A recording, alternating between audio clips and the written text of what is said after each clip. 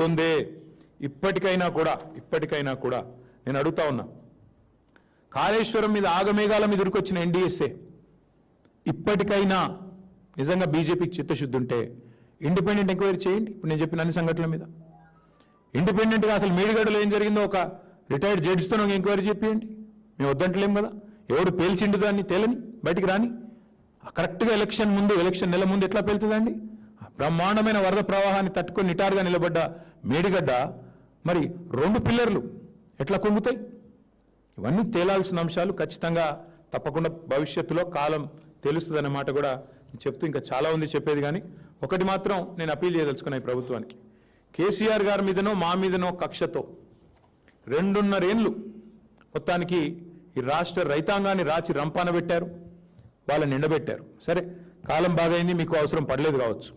కానీ ఇప్పుడు మరి ఎల్నీనో ఎఫెక్ట్ ఉంటుంది అంటున్నారు, ఇంక సూపర్ ఎల్నీనో అంటున్నారు ఇంకొంతమంది. తప్పదు ఇప్పుడు నిల్ లిఫ్ట్ చేయడం. ఇప్పుడైనా బుద్ధి తెచ్చుకోండి. చేసిన రాజకీయం చాలు, చేసిన చిల్లర ప్రచారం చాలు. నిన్నగాక మొన్న మీరు మాట్లాడిన బూతులు అందరం విన్నాం, చెవుల నిండా విన్నాం. ఇక 2.5 ఏళ్ళు మాట్లాడిన బూతులు, కూసిన కారు కూతలు ఇవి చాలు. మా మీద కోపం ఉంటే ఏంటి కేసులే, ఇంకొక 10 కమిషన్లు వేసుకో, ఏం వేసుకుంటా వేసుకో. కానీ కోపం రైతాంగం మీద తీసి వాళ్ళ నిండబెట్టి, వాళ్ళ పంటలు ఎండబెట్టి, వాళ్ళ కరెంట్ ఇవ్వకుండా, రైతు బంధు ఇవ్వకుండా, నీళ్ళు ఇవ్వకుండా ఏ రకంగా హింసించడం ఏదైతుందో ఇది ప్రభుత్వానికి తగదు, కాంగ్రెస్ పార్టీకి తగదు. ఇకనైనా లిఫ్టింగ్ స్టార్ట్ చేయండి, ఇకనైనా మీ యాక్టింగ్ బంద్ చేయండి, ఇకనైనా గవర్నమెంట్ మీద దృష్టి పెట్టండి, గాసిప్స్ మీద కాదు. గవర్నెన్స్ మీద దృష్టి పెట్టండి, ఇకనైనా పరిపాలన మీద దృష్టి పెట్టండి, పనికిమాలిన పనుల మీద కాదు అని రేవంత్ రెడ్డి గారు చెప్తూ మళ్ళొకసారి హైకోర్టుకు, అట్లాగే హైకోర్టులో సమర్థవంతంగా వాదనలు వినిపించిన మా న్యాయవాదులకు, అట్లాగే ఈరోజు ఈ మరి గొప్ప తీర్పుని ఆస్వాదిస్తున్న ప్రతి రైతు బిడ్డకు మళ్ళొకసారి హృదయపూర్వకంగా ధన్యవాదాలు, అభినందనలు తెలియజేస్తాం.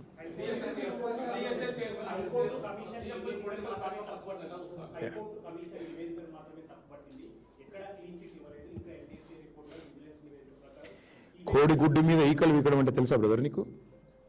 అదే ఆ రిపోర్టెడ్ ట్రాష్ అని చెప్పిన తర్వాత ఇంకేముంది అందులో చెప్పడానికి? ఇప్పుడు ఆ రిపోర్ట్ ఆధారంగానే కదా వీళ్ళేదో సిబిఐ గీబీఐ అని అర్ధరాత్రి 2 గంటలకు రేవంత్ రెడ్డి గారు అసెంబ్లీలో అనౌన్స్ చేశారు కదా. రిపోర్టెడ్ ట్రాష్ అని హైకోర్టు తెలిసింది, ఇంకేముంది చెప్పడానికి?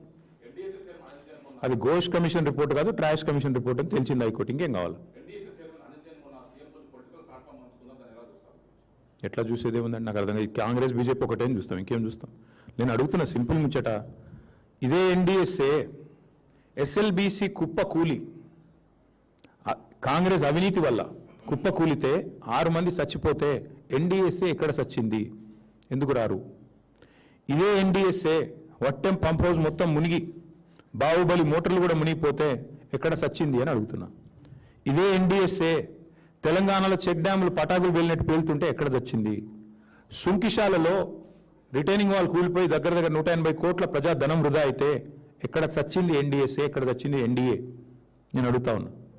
వాళ్ళంతా ఒకటే, ఇద్దరు దొంగ చీకటి ఒకటైపోయినట్టు వాళ్ళ ఇద్దరు ఒకటే కాంగ్రెస్ బీజేపీ వాళ్ళు. కాబట్టి మీరు ఆలోచన చేయండి, వాళ్ళ కాంగ్రెస్ ముఖ్యమంత్రిని కాపాడుతుంది ఎవరండి? వీళ్ళు కాదా? ఎవరు కాపాడుతున్నారు కాంగ్రెస్ ముఖ్యమంత్రిని? ఇవాళ అమృత్ స్కీమ్లో రేవంత్ రెడ్డి గారి బామ్మర్దికి కేంద్ర ప్రభుత్వం టెండర్ ఇస్తుంది. ఈయన ఏం చేస్తాడు? బీజేపీ ఎంపీలకు, తెలంగాణలో ఎన్డీఏ పార్ట్నర్లకు, బీజేపీ ఎంపీలకు, ఎన్డీఏలోని నాయకత్వానికి ఇవాళ తెలంగాణలో మొత్తం డేటా ఉంది. ఎక్కడెక్కడ టెండర్లు ఇస్తున్నారు, ఎక్కడెక్కడ వర్క్లు ఇస్తున్నారు అంటే ఎంత మంచి పరస్పర బంధం, ఆర్థిక బంధం ఎంత బలంగా ఉందో కనబడతలేదా? చెప్పండి. ప్రతిపక్ష హోదా రాదు, అధికార హోదానే వస్తుంది.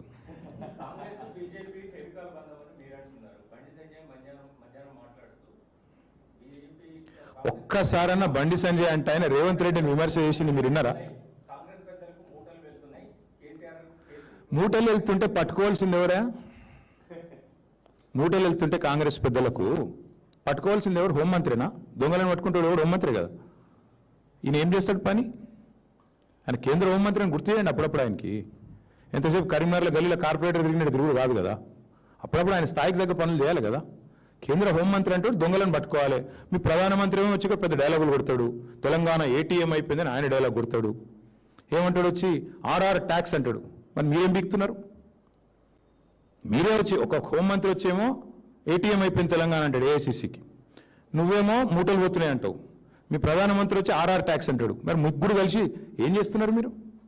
దేశాన్ని నడుపుతున్నారా లేకపోతే గాడుగులు తోలుతున్నారా? ఏం చేస్తున్నారు చెప్పమను. 2.5 ఏళ్ళు అయింది.